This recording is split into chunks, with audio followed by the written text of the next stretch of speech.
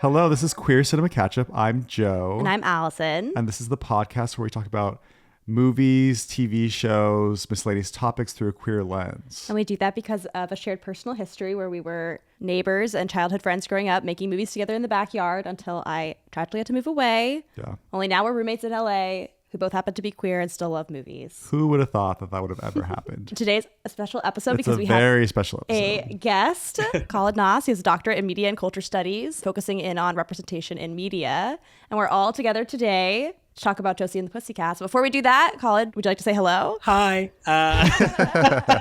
I never know how to slide into a conversation. I know. I was like, wait, I need to make space. I'm like just gonna Jump keep on going. in. Come in at any point. Hi, how are you? Allison, Joe, thank you so much for having me. I'm really excited. Of course. Yeah, thank you for joining us. Thank you for accepting my idea. I like that let's do Josie and the Pussycats. I was like, we really struggled. I think we had a full list of 26 films. We did. And then this is the one we all gravitated towards. Yeah. I think so. And I think Joe had been talking about that movie, maybe not as a possible QCC movie, but you've mentioned it to me several times. I had just seen it with my friends and we watched Josie. I saw it for the first time within the last year. That was the first time you'd ever That was seen the first it? time. I'd never seen it before. We'll get into it. Just the marketing around the movie was a lot different than the movie that I actually saw. And then once I found out Parker Posey was in it, I was like, game over. I need to see this movie immediately. Joe really likes Parker Posey. I love Parker Posey. How could you not? Yeah. It's just so funny. And then Allison had actually seen the movie. Yeah, I'm pretty sure it kind of scratched that part of my brain where I'm like, I kind of remember seeing this in theaters as a kid. Mm-hmm. I didn't actually remember a lot of the plot, but what I did remember was the climactic moment before they go up on stage where they're kind of in the bowels of the stadium and the villains are trying to be villains and then they get arrested. Yeah. You remember the end. Yeah, but nothing else. And then I remembered their costumes. Probably because they were, attractive to me as like a 13-year-old girl. Like, ooh, I want to wear glitter, and they're also really pretty. Mm-hmm. Yeah, for me, this is like a childhood film. It was like a television film. That's when I first encountered it. But before that, I grew up reading Archie Comics, which is like part of this world. So like I knew Josie and the Pussycats. It's like one of those films that, I watched halfway through, that I've encountered it. And then I was like, oh, this is the best thing I've ever seen in my life. I must watch the full thing. And then it's kind of just become one of my totem movies. I put it up there with Romy and Michelle, for me. Yes. Absolutely. Oh my gosh. It's on like the Mount Rushmore for me, of movies. Yeah. Like this is one of them. The Mount Rushmore of movies. It'll be like Josie from Josie and the Pussycats. It would be Viola Davis. Who else would be in there? Romy and Michelle, as you already mentioned. yeah, Romy and Michelle. And then just like another face of Lisa Kudrow as Valerie Cherish. What's that show called? The Comeback. The Comeback. I That hear show's that's so hilarious. great. It's really good. I've never seen it. Oh my my gosh. God. Okay, write that down right now. I'm gonna write it down. And before we get too deep into it, we mentioned your background a little bit, but did we mention you have a podcast also, Oh, yes. Referential? What Could the you please? heck? Yeah. The quick line that I came up with is that Referential is a podcast where we have serious conversations about frivolous things. I love it. Oh, yeah, we're working on the brand. So basically, it's just a chance for me to really deep dive and do some of the work that I naturally do as a researcher. Mm-hmm. Sit down with the material and critically analyze it, look at the context of things. So far, we've had episodes about Beyonce. We talked about the way in which Beyonce is critiqued in the media, but also the way that she's critiqued in academia and what that makes us think about the status of the Black woman in the mainstream. And then we talked about the status of Black superheroes in this era of the MCU. And then just most recently, we just had an episode that's a deep dive on the Real Housewives of Potomac and the Real Housewives of Atlanta. And so it's a deep dive into Black women on reality TV. And I did a series with a friend of mine, another crossover, where we talked about X-Men 97, and we're talking about Interview with the Vampire coming up soon. So yeah, a lot of exciting stuff.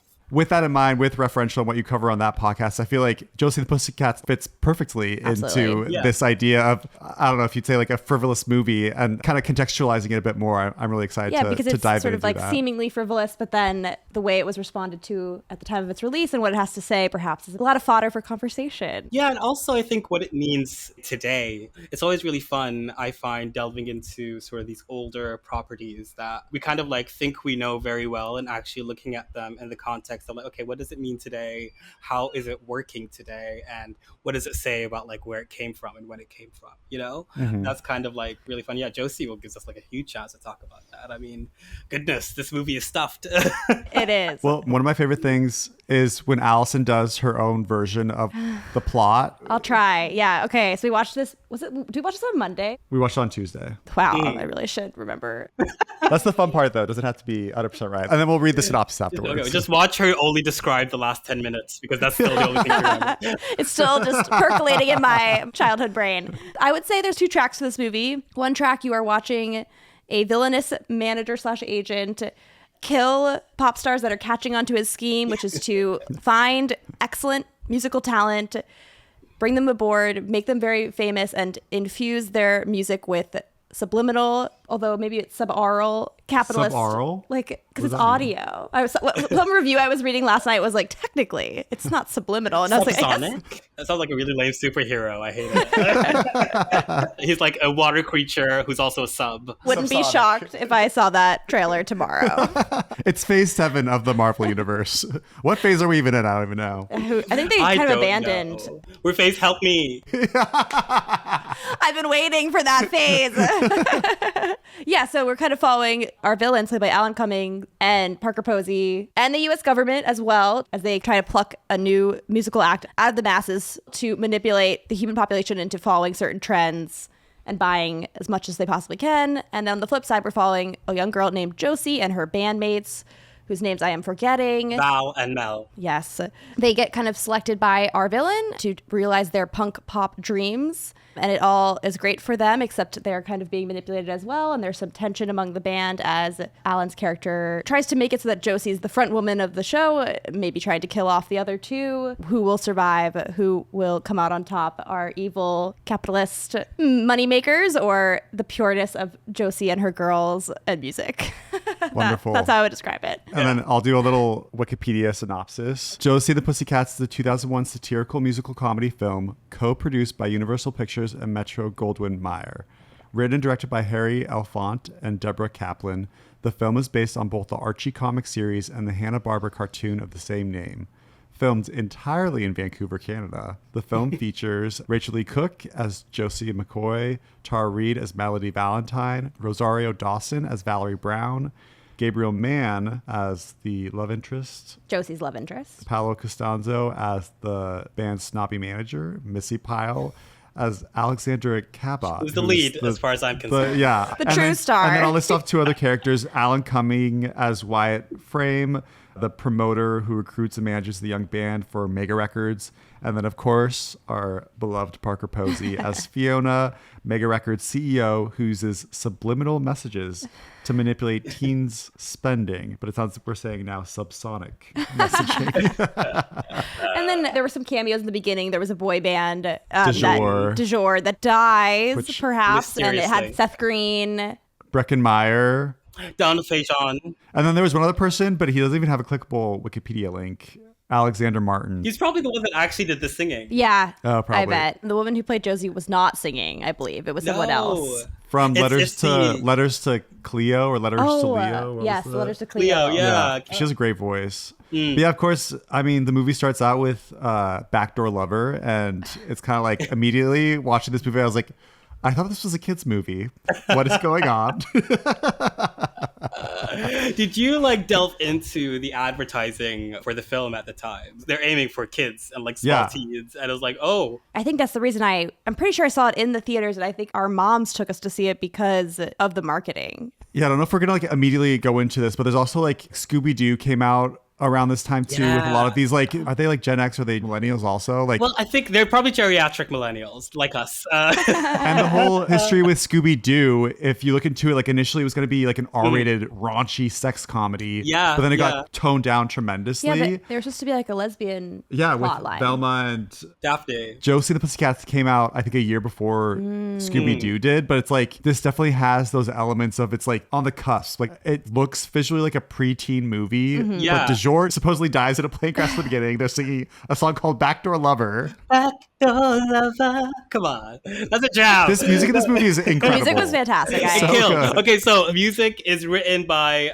Adam Schlesinger from Fountains of Wayne, and also like produced by Babyface. So like heavy hitters. Like there No are. No wonder it's so good. I was gonna hit a point earlier. You were talking about the style of the film, and I just like wanted to note that the directors, Harry Elfont and Deborah Kaplan, who are also the writers, were also the writers and directors for a very Brady sequel. I love those Brady satire parody. They're some of my favorite films. And like it has that same R-rating sensibility, and then Can't Hardly Wait as well. That teen film is like marrying those two sensibilities. But like, it's interesting you mentioned Scooby-Doo, because God, you just like sort of made my heart weep a little bit, because I keep imagining what that film would have been if it was like part of that legacy of like these old properties that we're making fun of. That was so good. Well, I didn't even attach Brady Bunch absolutely is in this realm of Josie and the Pussycats.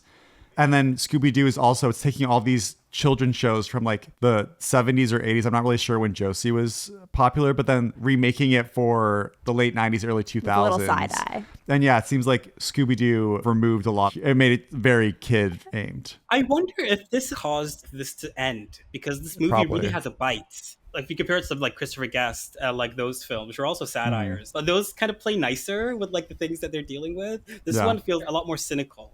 Not that I disagree with a lot of it. Let's just start at the beginning. Did you like this film? Overall, I loved it. There was a point maybe in the middle section where I was kind of like, all right, like I'm getting a little burned out on this humor. But then again, it picks up towards the end and I get into it again. Yeah, I kind of like what you were just saying, how it's sort of juxtaposing the preteen aesthetic, very loud, very bubblegum, with a cutting message. I kind of like that contrast. And so it was really fun for me while I was watching. And the music's fun. I'm enjoying it. I'm laughing. But then I'm like, oh, it has a lot to say, too. So I kind of feel like I'm feeding my brain, but also just my desire to watch something silly and fun. And so, I enjoyed it.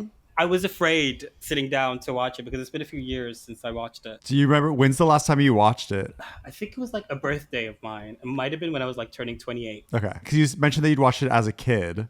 I'm wondering if it appeared more childish to you watching it now, or when you rewatched it when you were 28, or if it was consistent with your memory. See, that's why I was scared, because when I watched it when I was 28, I was like amongst friends who'd never seen it. You know, you get that thing where like you're looking over someone's shoulder and you're just like, are you liking it? You're not like, I hope you're not you love it enough. like I do. Yes. I think we're all the same in that area. Yeah. And then it was like, and they liked it. They like liked parts of it, but they didn't love it like I did. So I was like, was I wrong this whole time? So this time I watched it just the other day and I really liked it. I was just like, I was so relieved. I was like, no, I do like this. I think it is good. I do think like there are parts of it that aged a bit weirdly. And like, I'm not mad at that. Like, I like the fact that the jokes that are being made aren't jokes that would be made now. I like that that's like preserved as like almost a testament of like, oh, this is what people found funny at the time. Yeah, right. Time capsule. Yeah.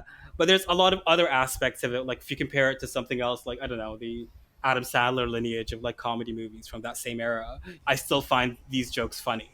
You know, and, like there's more to work with here as opposed to. I did want to ask, because this film was panned, like this film was not liked.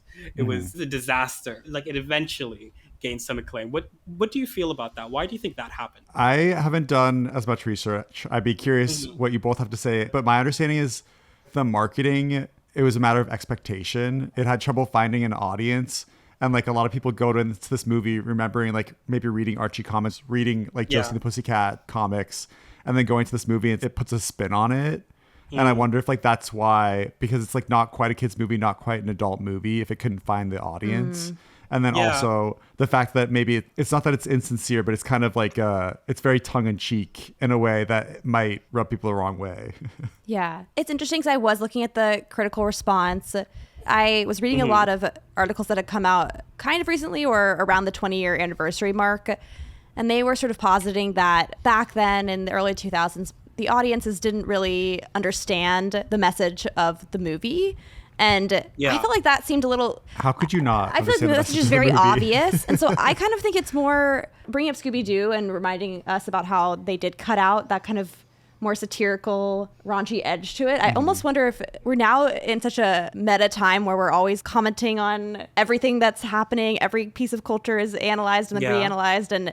And so we're much more primed to look at media in that way. And I almost wonder if it just wasn't the right moment for that kind of movie, even if the message was understood. But I don't know. I brought it up before, though, in terms of like meta humor. I think it was already there, as we mentioned before, like the movie Scream. I feel like it's already been done with like the horror franchise was very meta.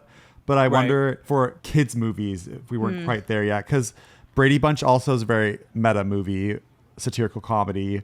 But still, I wouldn't describe it as a kids movie. Like I feel like kids can watch it, but it's definitely like more PG-17 geared towards at least. going for like adults. Yeah. That's a good point. So maybe it was really the marketing. What did you think? Do you have any? I kind of agree with you that like I think it might be like down to it just being like the wrong time for some of the things that it was doing to be received. I looked at like just like on the Wikipedia, I was just running through some of like the critical reviews. I was like, oh, Ebert hated this film. And like compared it to Spice World, which he also hated. I was like, dude, I could not believe that. But then I was like, okay, so it's just misogyny. Then I was like, it must be just misogyny, right? Like, is that the reason?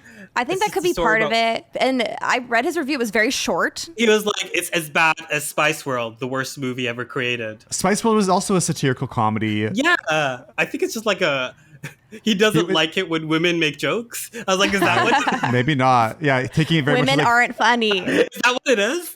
Like, what the hell? Yeah, I would say like maybe he was taking it at face value, but again, like the messaging in this movie feels to be very direct. It's not implied. It's all there on the screen for you to see. Yeah, like the only thing it come down to is that just like they weren't primed because they weren't willing to take the humor coming from the perspective of this film. And like, let's not erase the fact that a woman is writing, a rarity for the time. There's a woman writer, there's a woman director. And you can see that perspective, I think, in the film. Absolutely. And that's not to say that it doesn't like slip up. Like there's one black character in the film. And a lot of the things that happen to her feel racially coded. At the same time, they don't really touch that story and she doesn't really have a personality. And it's like, obviously that's like a thing that I wish the film did better. Yeah, because it was like small accents in certain scenes where they hinted at why maybe Alan Cummings' character was specifically trying to cut her out the most of all. But then it was never really explored in a deeper way. Yeah, and it's like really interesting because like all the characters, they're not full characters, they're stereotypes. Melody is like the dumb blonde. Then you have Josie. It's the Powerpuff Girls. It's literally the Powerpuff Girls, aren't they? Right? But like then you had Valerie, and it seemed like they wanted to do a thing with like the idea of the angry black woman, which like, okay, I wish they did to actually like examine that. Yeah, this movie is so much about perception and representation, and that feels like such a gap. Yeah, I think it's misogyny. I think it's like not wanting to take humor from women's. I mean, I think it's the same thing that happened with Hannah Gadsby. A humor from like someone who is femme presenting or was femme presenting at the time. It's just like something that like cis men just would not accept. Like that's not comedy. Yeah. Instead of saying, oh, this is a different way of approaching comedy, it's that's not actually comedy at all. It's not coming from a masculine perspective. I don't care. You were mentioning also like the comic book aspect. It's a kid's comic book, you know? Archie Comics I read when I was like single digits. Genuinely, like that's what I knew, like Josie and the Pussycats. And so I think people like don't respect that. And so when this movie was coming out, they were like, well, whatever, you know? Little did they know Riverdale was on its way. Yeah, I keep thinking about that and realizing how they're linked. It's like, oh, they were onto something because this is going to be a giant cultural touchstone. Yeah. Isn't it weird that this is like the Archie Comics movie brand and like cinema brand? It's like strange versions of like our characters. This is amazing. Going back to, I want to touch more on like Rosario Dawson, and then also too on like this movie not being successful. It's like you have Rachel Lee Cook, who was coming off like She's All That, I'm pretty sure. She was like a huge teen movie star. Tara Reid was in American Pie, which was like a huge like sex comedy. And then Rosario Dawson, I know she would go on to be in Rent. I feel like she became bigger after this movie. She's not bubbling. She was like bubbling. She was bubbling. I'm not too familiar with her filmography before this point, but it's like when I was watching the movie with Allison, I really noticed it this time around with Rosario. It's like every time we would cut to her, it's like all she was limited to do was like pouting. There like seems to be more below the surface, but they never quite commit to it, which is like, it just like sucks. Like watch, it's like every time we like cut to her, it's like kind of cynical and like uncertain, but it's like we don't get enough of her character to really explore. No, there's no character. It's a face. It's like a slight face at the edge of a scene sometimes. Yeah. I also agree because I think the way that ends up positioning sort of the core break in the band, which is so crucial to the final stretch of the movie, because they haven't spent a lot of time developing her character and going just a little bit deeper, it seems like she's mostly upset that she's not going to be the star. The lead. Which blunts the message of the movie, whereas, you know, they're the artists. They're supposed to be in this for their friendship and their pure love of music. But then that kind of messes with that message a little bit because it seems like she's just kind of angry that she doesn't get to be in the public's mind as the best one of the group. Yeah, like she somehow turned into Effie in the end. And it's like, that's incorrect, you know? So you said something earlier when you were doing the synopsis, which I do want to hit on as well, which is the manager's job is to find people who make good music and then make them famous to use them. I was like, yes, I don't think they need to be good at Yeah, you're music. right. Actually, he never even listened to their songs. No, he just did the CD, which I thought was like one of my favorite parts of the film. But like one of the moments is when he was describing them, I think, to Fiona for the first time. I like wrote down the line, which is like, think 3 Christina Aguileras, but 1 tan one. Think TLC with 2 white chicks. Or Hole. And I'm just like, those are like 3 very different musical things. There's like a lack of respect for like the actual craft of the musicianship that like it just made. I also thought, okay, so this is something I thought of when watching the film, when I was thinking about the pop music of all of it, which is, how do you think this movie feels about pop music? Great question. But I wouldn't even, okay, there's something about this vibe where like it doesn't come off as like pop music to me. I mean, you've written down like pop punk music. Yeah. Well, it's before pop punk, wasn't it? Right. Britney Spears, Christina Aguilera, they're going head to head. They were the girls. They are the biggest pop stars. And then we also like are coming off of the Spice Girls also. But I don't think we didn't really have like girl groups at this point. Am I wrong in saying that? There's Destiny's Child. Oh, that's true. You know, but it was also like Dream. I'm not as familiar with that group, but an all-girl group band playing their own instruments, heading pop culture, like I can't think of a band. It's like, the thing is though, I mean, looking at the actual people they got to make the music, it's more of like an indie music vibe, wasn't it? That's what I would say too. It's like pop indie punk to me. Yeah, I wrote that down where I was like talking about like, oh, this movie and the music of the movie kind of preceded the pop punk movement that was coming on. Avril was just about to come in. And that kind of kills the joke of it, which is like, this is meant to be kind of like a punk band, but like a punk band being a vehicle for commercial. Co-opted. Yeah, and pop music. It's like, oh, that's the joke. But then like, that actually happened in culture right when the movie was coming out, you know? And I was like, it's just like such an interesting like irony that happened there. I think it kind of shows how smart this movie is because it anticipated the way art or music could work as sort of counter-revolutionary or pushing you to think outside of the norms. Instead, it was like, no, we're going to take that aesthetic and that way of creating music and we're going to also use it to pedal to the mainstream as well. And it's going to work. Yeah, it predicted so much. I'm really interested in your question. Like, what is this movie? Like, how does it feel about pop music? And I think we've dipped more into like the genre of music than quite answering that question. And when I'm watching the movie, like it like didn't really cross my mind. And I honestly like my answer is like, I don't know. And I'd be curious to hear what you'd say. So like compare it to something like the Lady Gaga's A Star Is Born, where pop music is not respected in that film. I agree. You're right. It's like people who make pop music, that's nothing that's worthy of respect. There's like rockism in it. And like, I think this film, I don't think it's necessarily, I think it's weary of it, you know? I think it's almost not blaming the actual music, it's just blaming the industry. I think the critique... I agree. So. It's more focused on the industry, I would say, than the music genre itself. I think it's kind of trying to say that, especially with the joke at the end about how now we're going to do it in movies too, they're kind of trying to draw a distinction between art and then the way business or our cultural forces will come in and corrupt or use art to their own purposes. And perhaps no artist can really purely do anything in the world that we live in the society that we live in, but they're not necessarily looking down on the artistic process, whether it's pop or something else. Yeah. It feels like it's really sympathetic to like the people. Because even look into like you have Parker Posey and Alan Cumming are like outright villains. Yes, there's kind of bizarre characteristics about them where they aren't who they seem to be, which was part of the thing where I felt a little dated when that was all revealed towards the end. We changed that now, yeah. We changed.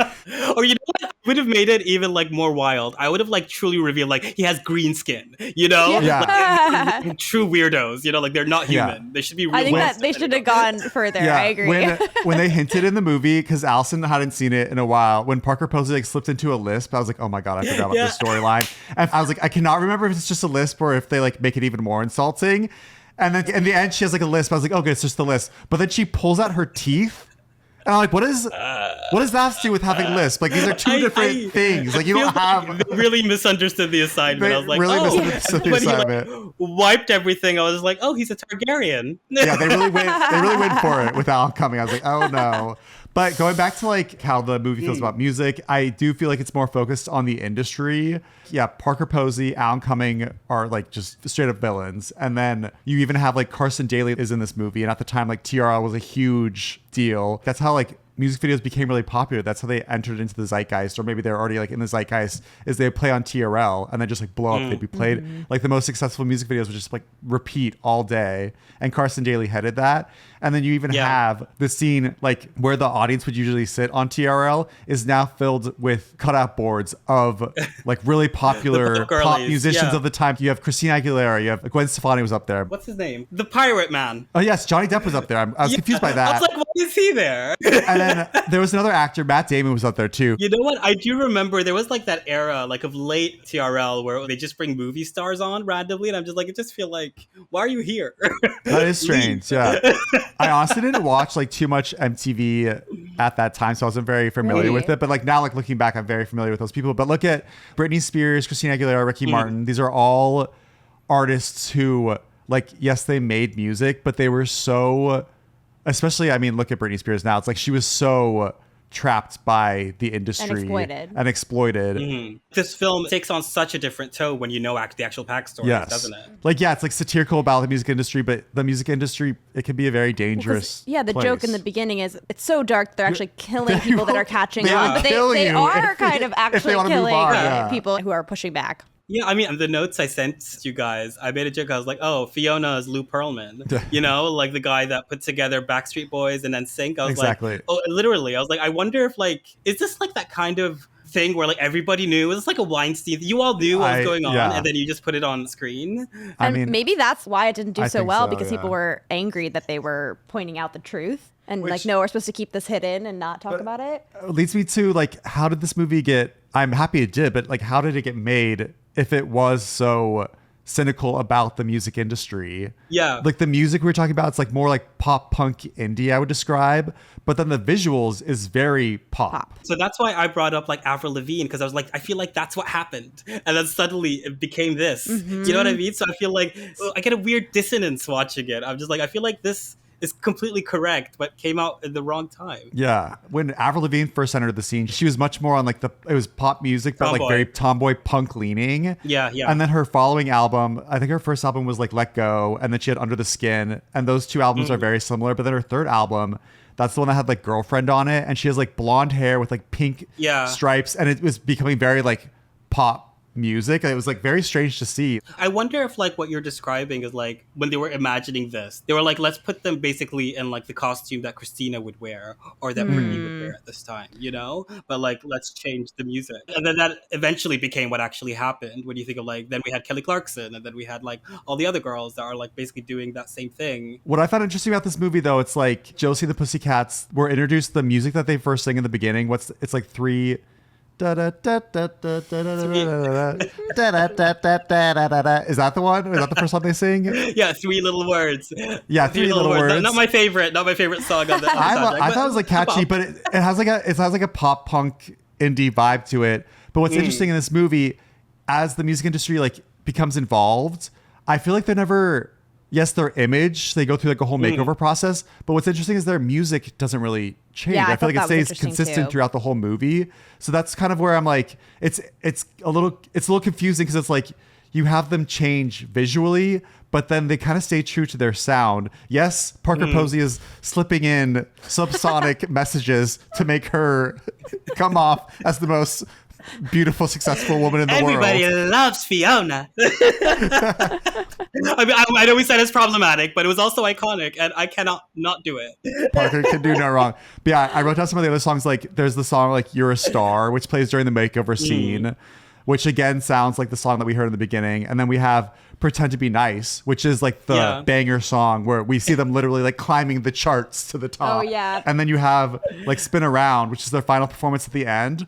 Like all these songs, like I can imagine them being on like one CD. I mean, interestingly, that CD, the soundtrack, went gold in America. Yeah, I saw that it did really well. It was successful. How is that successful? And then, the movie was not. Because the music is good. I guess when the music is good, it might just catch on radio or something. But like, well, I wonder if like the fact that the music didn't actually change is kind of just like reflecting the idea that the industry is going to take advantage either way. I think so. You know, like they're still going to stick a Target sort of poster on you, even if you're just doing what you want to do. You know, if you sign the record deal.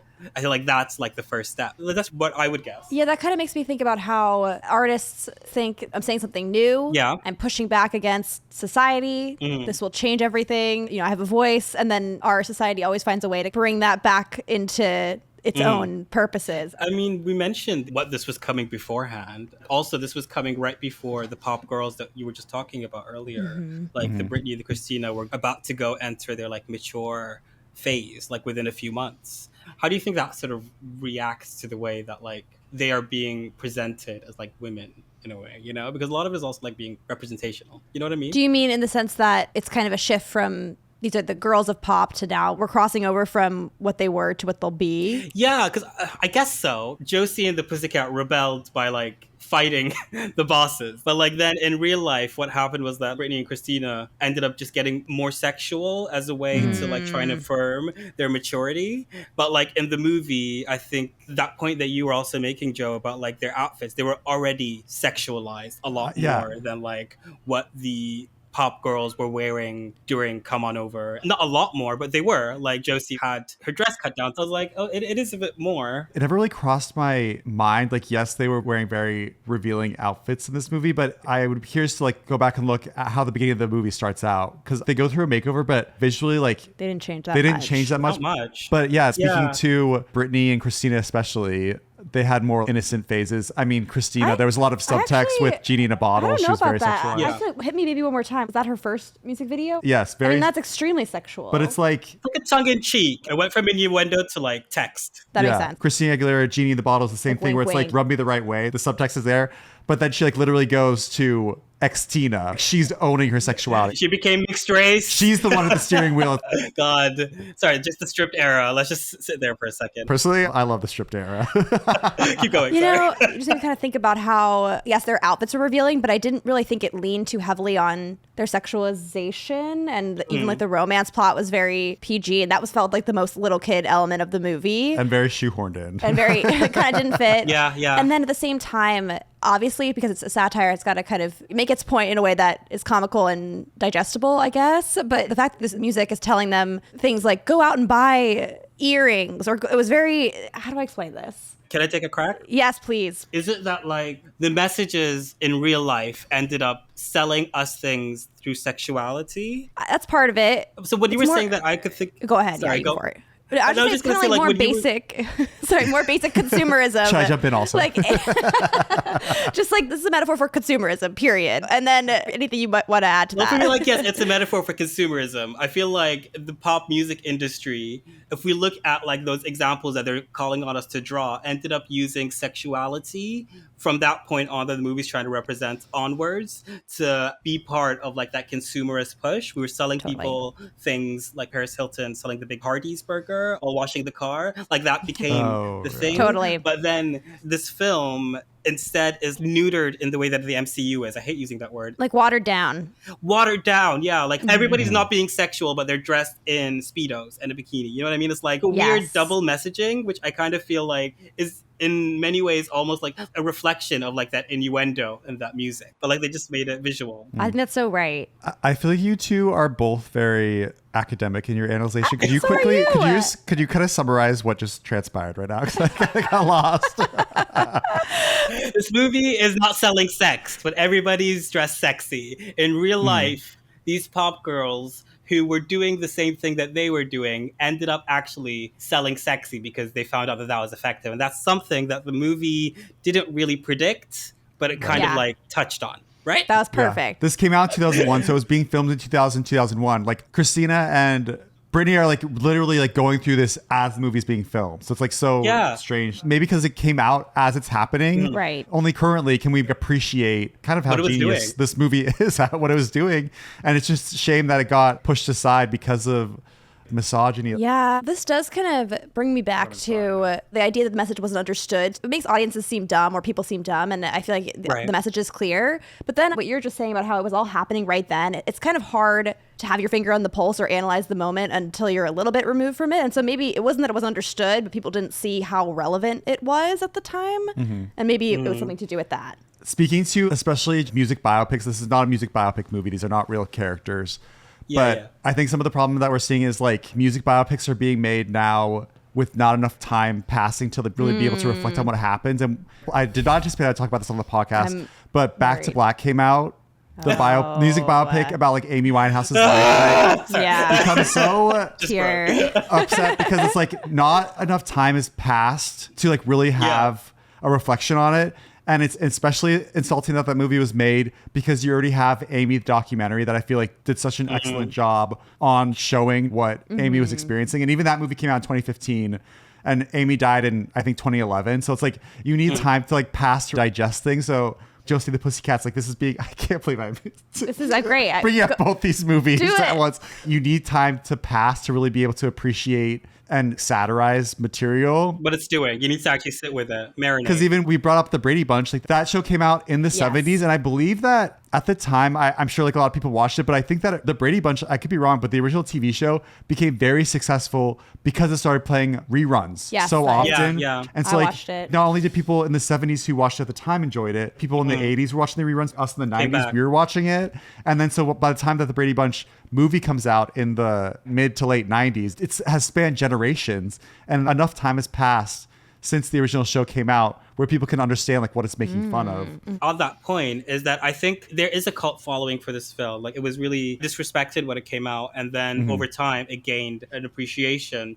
I do feel like even though with this cult status, there is still like this energy of people not wanting to look at it. And that I would put down to the fact that it's like a movie for girls. You know what I mean? It seems like that's the perception, is that a lot of people don't want to like sit with it seriously. But I'm really glad that it did have this following that ended up finding it. I remember I like saw pictures of Josie and the Pussycats as a kid at the time, and I remember like seeing it and like being really excited and wanting to see it, but because it was so pink, because it starred all women, I didn't vocalize that I wanted to see it. I just kind of quietly like wished that I could see it, but then I never saw it as until I was an adult. Maybe you could connect to like the like questions of masculinity, maybe questions of like my at the time being really confused about my sexuality, like tying all that in of why this would have been a perfect movie for me to see as a kid, but also because it was perfect, it was why I was really afraid to watch it. And then two, I'd be curious to hear, you said you watched it and you showed it to friends who had never seen it before, and you were kind of disappointed because they didn't receive it in the same way that you received it.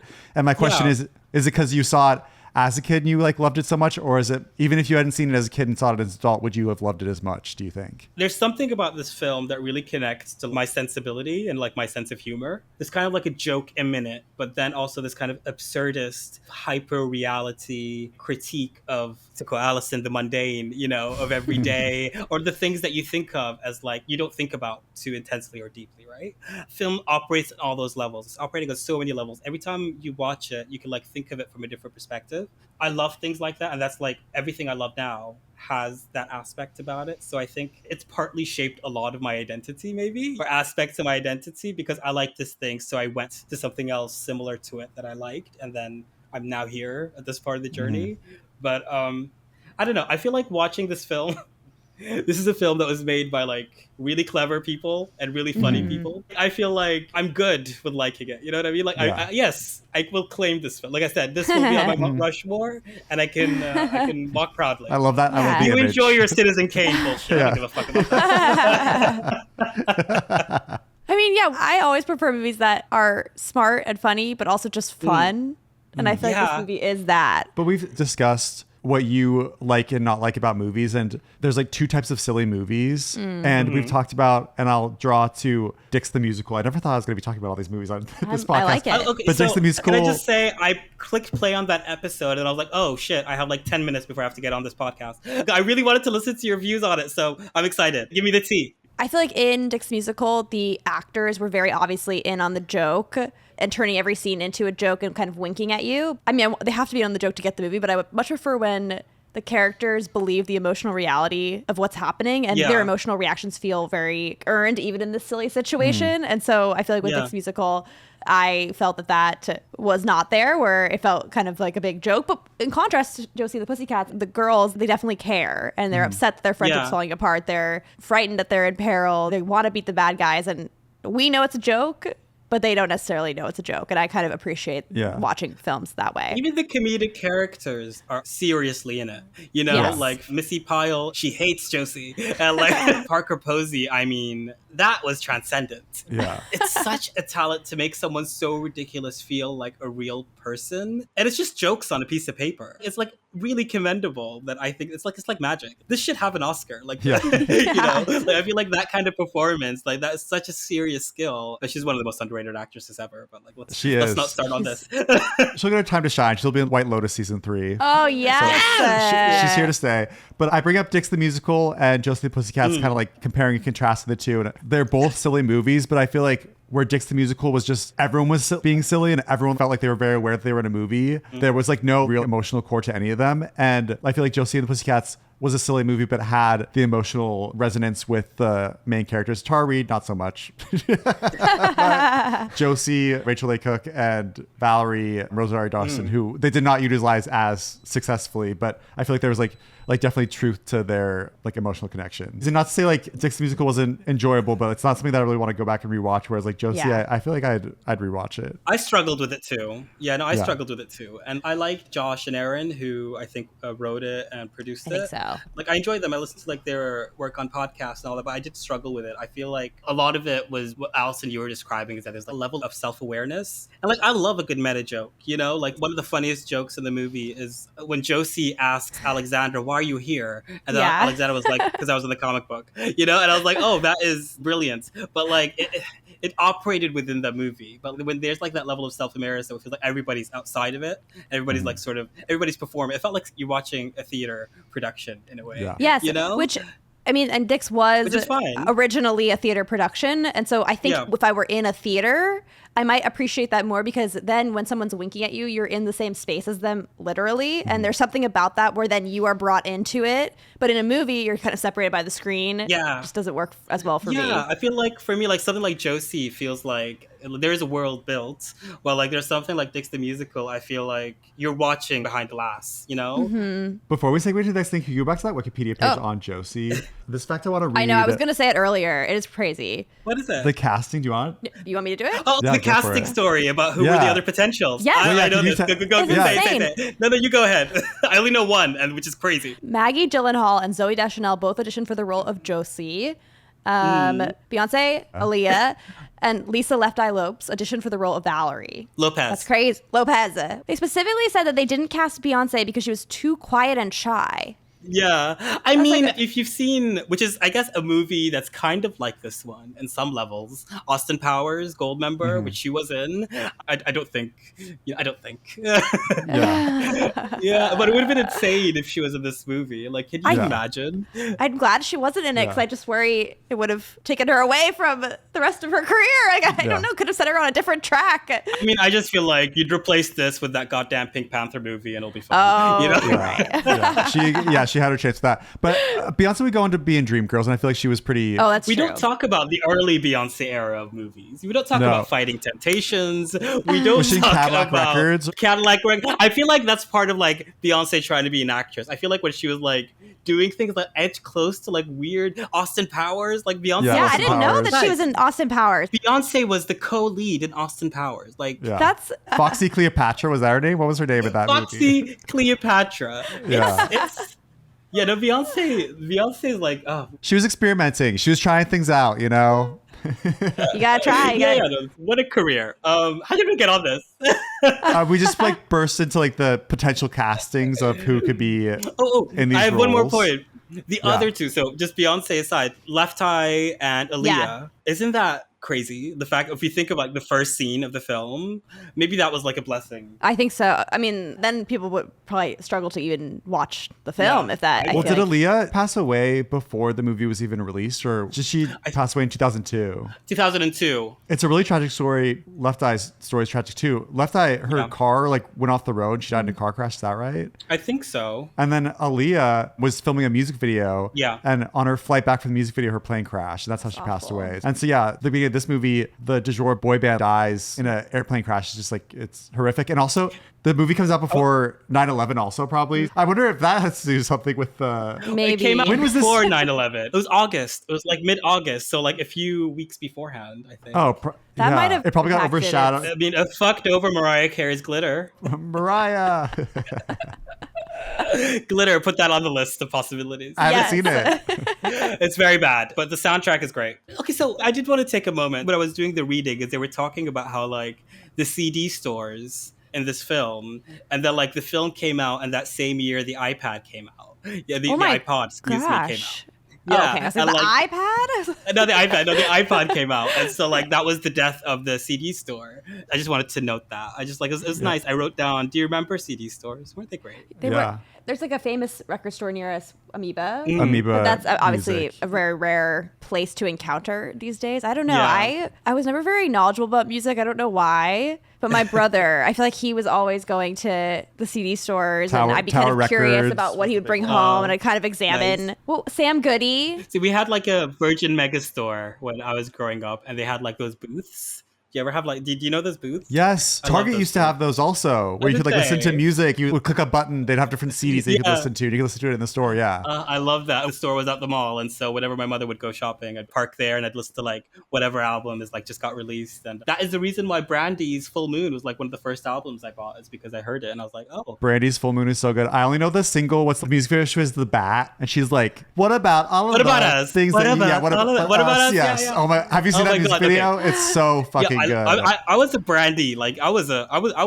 deep with Brandy. Gosh. I love Brandy. She's having a resurgence. She's going to be in an A24 movie, and she was just featured on the Ariana Grande remix of one of the which I've been playing. I've been playing that one out. That's like, I love that. I love Brandy. I'm glad she's coming back. Aaliyah also had like incredible music videos. I don't know if you ever saw the music video where she's in the motorcycle. More Than a Woman. That should be More Than a Woman. More Than a Woman. I love that. Yeah. Aaliyah's like a gem. If y'all not plugged in on Aaliyah, please play some of her music.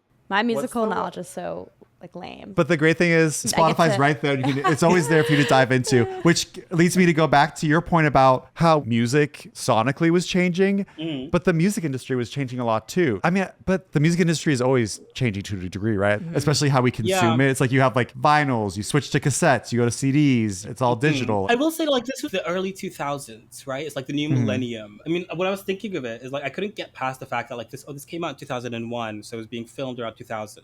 And like that was like a new era. That was like the whole messaging of that time. And so I feel like part of the thing that went into it is this energy of like taking stock when they were sitting down to write the film, like the idea of like, okay, this is what the music industry is now from our perception, trying to do an assessment of it. And like they did a satire as the way, but I mean, the music industry is always changing, and like it got worse. And I think it was getting a lot worse at the time. And I think like we were talking about, we hit on that point earlier, as Fiona, as Lou Pearlman, those were things that were known as being happening, that they were children, they were youths. Like we talked about Britney and Christina. Britney and Christina were like 18 and 19 at the time as well. And like they released music and became like sex symbols when they were like 17, 18 years old. You're dealing with like really vulnerable people. I feel like this is what the film is really about. We have built this industry, and this industry is moving in a direction where we are cannibalizing these young people, whether we think we're talented or not. We're just like using them. And then discarding them and going to the next new shiny person as soon as they lose their cachet. Something that was changing too is this is right before social media also. I mean, pop stars, now they can go on like Instagram or they can post on Twitter. They have control of a narrative. They can like kind of jump on. But I kind of feel like if your fans expect emotional, authentic connection to you, that becomes another selling tool. And so it's kind of selling your authenticity or using the real stuff, which maybe isn't real, to then sell your music, sell the brand, sell the image. I mean, how many versions of the Tortured Poets departments are out there, and how many of them are like being labeled private sessions, back behind the tour, right? Like we're selling authenticity. And like I was reading something about the idea of therapy in pop music, that trend in music is kind of like self-healing in the music in it. Beyond music too, I think culturally we're kind of selling therapy speak and vulnerability in a way. And I feel like this movie in a way captures, I mean, like that's the way we're selling ourselves now, right? And that's how we're forging connections, because like the great hope of social media to connect us ended up being a bit of a figment of our imagination and maybe a bit of a lie. And I think there are benefits to social media that has given these people more control over their lives and their career. But like, I mean, we're also talking about this film being very much a product of its time. This was a snapshot before they got all of that, right? Yeah. Right. It's interesting with this narrative of like the music industry having so much control over the artist, which I think is still really true today, especially like financially. The lack of money an artist can make through streaming is even worse now. Of course. But like at that time, it's kind of a scary thing to think about. Rachel, Tara, and Rosaria's characters, like they don't have control over their image, and they have like no outlet to communicate that their image is being taken advantage of. And I feel like there are more outlets today. If they can actually do that is another question, but it's like, it's interesting. It's like the music industry controls you at every level, and there's like no way for you to really speak out about it to a wide audience. And like it is all funneled through the music industry. And then like, let's take that to the meta level where like now we're in a situation where like we have these outlets where they can speak on it, but then we have like a cultural structure that will cast you in specific roles sometimes when you speak on your identity, right? Yeah. Where like that ends up being almost a poison chalice in a way with no easy answers. To go back to Taylor Swift and kind of how it's a double-edged sword is most recently there's been the bomb scare that happened for her concert in Vienna. She canceled it, and then the public's like waiting for her to like post something like, what's her like thoughts on this? It sucks because it's like now you have like an obligation to respond to everything that happens. And it's not her responsibility, really. It's not her responsibility. It's like it puts this whole new pressure. Yeah. Yeah, and I think too, whatever you put out there, it becomes a part of what you're selling or the reason people are tuning in. And so then there's an expectation that you're going to keep doing that, which is also a lot of pressure. Yeah. Because like our private lives should be our private lives, but you are a public figure and you've kind of made the choice to share what you're going to share. So it is very complicated. Yeah. I mean, look at Charlie XCX is having a huge moment right now with her album Brat. And one of her songs, Girl So Confusing, was released. And it was like heavily implied that it was like about her and Lorde and how they look so similar and how their music sounds the same and nobody can tell them apart. And she feels like upset that people didn't separate the two. And then she literally features Lorde on the remix of it. It seems authentic, but it's also like she's like using it to promote the music in a way. Yeah, it's like a packaging of authenticity, isn't it? Yeah. Yeah. And like, I don't know how harsh I want to be about that because in many ways, sometimes people do that because these artists aren't making money off their music anymore. Yeah. And they're actually making money off of becoming a public figure enough who can sell you an ad on Instagram, right? Absolutely. Like that's how it is. One thing we didn't address is the product placement in this film. And we don't really need to get into it because I feel like there's so much conversation about it that happened. I feel like partly that was like one of the reasons that people stuck on it as to why you shouldn't really like pay attention to it. For some reason they didn't see it as the satire that it obviously was. Yeah. And they thought the brands did pay for inclusion when none of them did. None of them really did. And like, I find that interesting. Like, I feel like, is it ultimately the reason this film isn't like as popular as it is? Is it just because like, this is a critique of consumerism and capitalism, point blank. And so the structure just refused to support something that was going to attack it. I mean, like, is that just what happened? I feel like that makes a lot of sense. Yeah. Yeah. They have a hotel room that is like Target logos everywhere. McDonald's in the shower. Like clearly they're making fun of this. But at the same time, just because you're making fun of it, like you're still promoting these brands in the way. That's interesting, though. They did it in the most ethical way possible. They didn't take any money from them. I saw some quote. They're like, oh, it was interesting to see the different brands' reactions. Like Target didn't care at all because Target's like, oh, we're so big. This is great. But then another brand was upset. Gap made them pull out a scene from the film, I think. Is what it was. Because I could be wrong. There weren't like any, like they never really made fun of the brand. It was like implied, you know? It was like they didn't read the girls, they just shaded them. The bigger story is an insult to consumerism because it's like they're making this album is a product. They're selling these Josie ears to like tune in. Like you need to buy this to be able to enjoy this. Kind of insulting to the brands, but the brands are so big, they're fine. They'll be fine. And what? No. And they are still fine. Yeah. A lot of the brands in these movies still exist. Yeah, and this is the one movie I'd like to get a sequel that does not have one. I guess we kind of do have Girls 5 Eva. It's kind of like a sequel. I've seen an episode here and there. I need to watch it. Because I just know I would like it, but I haven't seen it yet. Give it a shot. I love like anything that's like an industry parody. So like for me, I love this. I like Pop Stars Never Stop. I like those kinds of films. Yeah. Have you seen the other two? I fucking love the other two.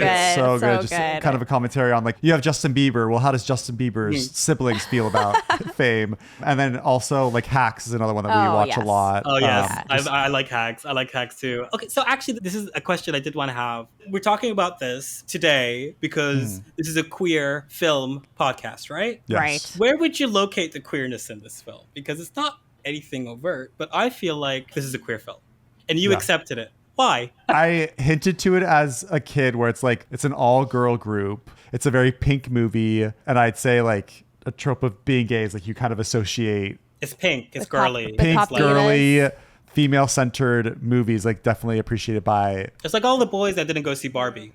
Exactly. Right? Yeah. Which, wow, interesting to bring that movie up too. I feel like it's linked. I do think it is linked. Except Barbie was a huge commercial, massive success. And Barbie had less claws. Absolutely. And probably why, like, Josie really did. It had some claws, it had some bite. I'd rank it high. I think it's a very queer movie, personally. Yeah, I think it's that. And I also think if we think about queerness, sure, it's about identity, it's about sexuality, but it's also about stepping away from what's quote unquote normative and questioning it and saying, is this really the only way to live? Aren't there other ways to live? Is how we live ethical? Is it how we live? I don't know. I feel like there's a queer stance or a way of looking at the world. It's like queerness is also a sensibility, right? Yeah. And a perspective. Yeah. And a questioning of what is normative and what is normal. And we don't have to necessarily accept consumerism or capitalism. We can stand askance from it, and maybe being queer and already kind of being outside the norm helps you do that because you're already kind of a step removed. I love that. I just want to highlight that. Like, queerness is about questioning what is and what isn't normal, right? Yeah. And this film is doing that, right? It's Absolutely. questioning like what is and what isn't normal, and look at all this insane things that are actually happening, and we're like heightening them, but like also like look at them, look at what we're doing. And I also think the idea of like being a young gay kid, you have a choice to give into, especially like in the early 2000s, like giving into like societal pressures and trying to appear heterosexual or appear how you think men should behave. Like you have this opportunity to package yourself to like fit into that. And to really dig into like Josie and the Pussycats, they're being forced to like package themselves a certain way to then appeal to like a mass audience. It's like, how can you package yourself to then like fit into society? And you can make that choice to give into the pressures to do that, or you can choose to go against it. And Josie, like, you won't be as mainstream, you won't be as successful. And then my personal life to like be concerned that maybe you won't like fit in, maybe with like family dynamics, friends, like that can all change too if you don't package yourselves in a certain way. I was personally very fortunate that when I chose not to package myself in that way, I was accepted. Well, it does kind of make me think about in the music now, there's a lot of queer voices that are very popular and mainstream. So that kind of is a hopeful thing. But at the same time, if we think about this movie and how the punk aesthetic, whatever it might be, gets kind of taken and pushed back toward what the machine or our society wants, like how is queerness going to become utilized, like the pink capitalism of it all, you know? Because do they call it like rainbow capitalism? Yeah, that's what it is. Like Rainbow. when Pride comes around, it's like all the companies are like, oh my gosh, the pink washing. The rainbows are coming out, buy our products. But then I remember when Billie Eilish came out with her second album, Happier Than Ever, a music video came out where she's like in like a room with all these other women, and then there were all these articles that came out. I was like, wow, Billie is queer baiting. She's like not even queer, and she's using this as an opportunity to sell music. But then when her third album comes out, she comes out as queer. And so it's like interesting that people are like taking an opportunity to like market themselves, like questionable sexuality, to like sell more music. Yeah. But then in this specific case, she actually is queer. So it's like that push-pull of authenticity. Like how much do I want to reveal about how much to my reveal, own self? Yeah. And like we've reached this era where like authenticity, we can't trust it anymore. It's another product now. Authenticity has become another product. Wait, I do want to see a sequel where the authenticity is the product and Josie and the Pussycats are dealing with that. That sounds like a great, I'd be there for that movie. Hey, I am like, you will have my dollars, all of them. Yeah. I need them. The irony of Exactly. our consumerism as we're like, take my money. I'm like, I want to see it, I'll pay. Hey, du jour means a sequel, okay? Yeah. So this is my other question. I wanted to know, what is your favorite, we talked about the product placement now, but what is your favorite product placement moment in the whole film? Like, I don't have like a favorite one. It just sticks out of my mind, like the hotel room that had like Target everywhere. Yeah. Sticks out of my mind. The Target I room. think it was zeroing in on New York City and seeing the giant golden arches of McDonald's because it's not there in real life, but you're like, well, it might could as well be. Yeah. So I think it was that. Do you have For one? me, I think I was going to say the McDonald's bathroom. And also, like, there was like this little Ronald McDonald doll when she like saw them. It was so creepy. I did not like that. I love that. But I think I'm gonna go with the Sega Stadium, which I was like, that's just so stupid. Like, I didn't even notice that. Like that. I didn't notice either. Like, this would actually be a thing now. It we have could be Bitcoin real, yeah. stadiums. Like, Yeah. That's true. It's a dark joke, but here we are. Yeah. Okay, and then my other question: Fiona's evil bunker. She's Elon Musk. This is a yes or no question. Yes. Now, yeah, she could be Elon Musk. I think at the time there was a specific shot. Her office becomes an elevator in a very hilarious scene. Yes. And she walks out into like her underground lair. There's a camera from a distance filming her. And I think they were doing like satirical take which is already satirical, but the movie Network starring Faye Dunaway about yes. the TV industry. And it was Yeah. very much like she's like giving the tour. She's being this evil villain, kind of like Faye Dunaway is in that movie. So I got more of that vibe. But yes, today definitely she's like an Elon Musk, I would say. Oh, my God, that is such a good pull. I did not clock that at all. God, and you just added another layer. They were doing like a network thing. They were doing a network thing. Brilliant. Give us the goddamn sequel. Josie and the Pussycats, full litter. I don't know. Oh my gosh. That's awesome. Wait, I didn't even connect Alaska, your cat is here too. How fitting. How fitting. Yeah, we need more Alaska. So the final question that I have for you that I wanted to make sure I get in there is, what does du jour mean to you today? So I think I missed this part. In the beginning, they're all joking around about that's the boy band's name, is du jour. And they're all saying, it means this, it means that. It means nothing. Du jour means love. Du jour means family. Du jour means put on your seatbelts. I think we decided du jour means sequel is my take. Du jour means sequel. Yeah. Yes. Yeah, I'm thinking of the authenticity thing, how that's the new way of selling, and yet we crave it so intensely. So du jour is faux authenticity? Or is authenticity. Oh. Because maybe, I think when people are being authentic a lot of the times, and then it gets mined. Yeah. Carla, what do you what would you say? I think du jour means family. I think du jour means trans pride. I think Oh, du jour means you're the end doing of it in the capitalism. positive way. Okay, I you're was doing saying it it much more more cynically. sincere. I like what you're doing with du jour. Yeah. I'm on board. I don't know. I feel like we're wrapping up, and I feel like we should just like take a second. We didn't really talk about Missy Pyle and Alan Cumming being the fucking stars that they are. They were amazing. Let's just Every time Missy Pyle was in the background or doing anything on screen, I there would was a scene- zero in on her. Yeah, there's a scene and in the laugh. bathroom where the girls were like the Josie and the Pussycats were like in the mirror, and I could not take my eyes off. Missy was just like looking around, and she just was like, my eyes Stealing immediately the just like were show. on her. She wasn't Stealing doing. She was just the like show. her visual like look, and she's in Bringing Down the House. I don't know if you've ever seen Bringing Down the House, but she's gold in Bringing Down the House. Yeah. And then Alan Cumming is gold in. He's great in everything. In Spy Kids is one of my favorites. I like him in The Good Wife. I was a big The Good Wife I love The Good fan. Wife. So that's my favorite Alan piece of media, but he's always great at He everything always he's brings in. it. He's kind of, I feel like when he's in a movie, you know it's going to be good and his performance will be something to watch. I actually met Alan Cumming once. He's very, very nice. No way. Yeah, I have a friend of a friend. He comes around to Brighton quite a bit. He used to do like a lot of theater around here, but yeah, it's very nice. I like hearing when someone who you like their art or their abilities, and then you hear they're like a decent person. You're like, okay, good. I'm glad. I have no notes on Missy Pyle though. She might be just a horrible human being. I hope not. I feel like she's awesome in person. That moment when she like turned to, she's like, "You slept with him." Every time I like cut to her, I was like, why is she in this movie? But I'm like, I'm glad she's in this Yeah. movie. It was my thought every time I She saw was in the her. comic. She's so Yeah, that's She the whole explained joke of it too. Yeah. She gave you an explanation. Yeah, but I feel like her, like Missy Pyle and Parker Posey kind of have the same vibe, but did they ever share a scene together? Maybe at the end, were they both in the stadium basement? Okay. But I don't Yeah. think they didn't interact. But they both just like have this like goofy off the wall humor to them. Whereas I feel like Missy can do it with a look, and then Parker can do it with whatever Her voice. insane Like, dialogue. her shoulders, like, her it's just shoulders, a lot of shoulder acting. Yeah, it's great. Then, okay, so this movie is also, like we were saying, full of jokes. What is your favorite line or joke that you can remember from the film then? And then let's let that be the last point. Oh, that's tough. I don't That's know if I'll so be able to come up hard. with Usually I have a good memory for dialogue, but I don't There's know if I so actually... many. I don't remember what was said, but when Josie's figuring it all out and she's in the room with the machine, and then Yeah. Parker shows up and kind of is like, I got you now. Whatever she says then or whatever transpires then, I loved. Well, I can't remember what it was. I honestly, I don't think I came up with a line either. Colin, let's have you close it out. What's your favorite line of the movie? You should kiss my cellulite-free ass after everything I've done for Oh you. my gosh, yes. That was so good. You really encapsulated Parker Posey here. Thank you. Sorry, I had something on my teeth. Stop. Oh my God, girl time. Come on. Can I put your hair?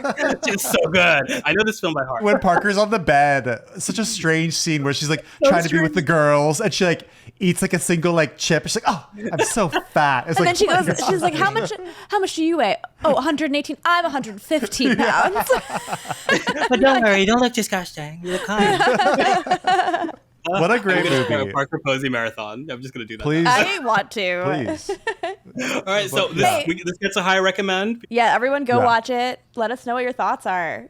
I want recommendations because now I'm in the mood for these kinds of silly films. So I'd say if you like this, watch a Very Brady sequel. Or a Very Brady movie as well. Just that series, I think. You'd find something there that you like. But then you also mentioned the other two, which I think is also a really good Hollywood satire. But I feel like a lot of TV shows nowadays are able to do this more often than in movies, I'd say, this type of humor. Because you have the other two. You have Girls Five Eva. You have Search Party was another one, kind of in that vein. Just Search Party. Yeah, just kind of off the wall, really smart comedy. So yeah, we recommend Josie and the Pussycats. We recommend all these TV shows and Brady Bunch, Brady sequel, all great. And we recommend our podcast as well. Yeah. And if you are just joining us on the Queer Cinema Catchup feed, then please get to know Referential. There's a lot of shared DNA between our podcasts and that you will enjoy both. So please check them both out. Yeah. This was Queer Cinema Catchup. I'm Joe. And I'm Allison. And this is a podcast where we talk about movies, TV shows, and miscellaneous topics through a queer lens. Thank you so much for joining us. Khalid, thank you so much for being a guest on this episode. And we'll have to do it again and immediately. Please check out Referential and keep listening to Queer Cinema Catchup.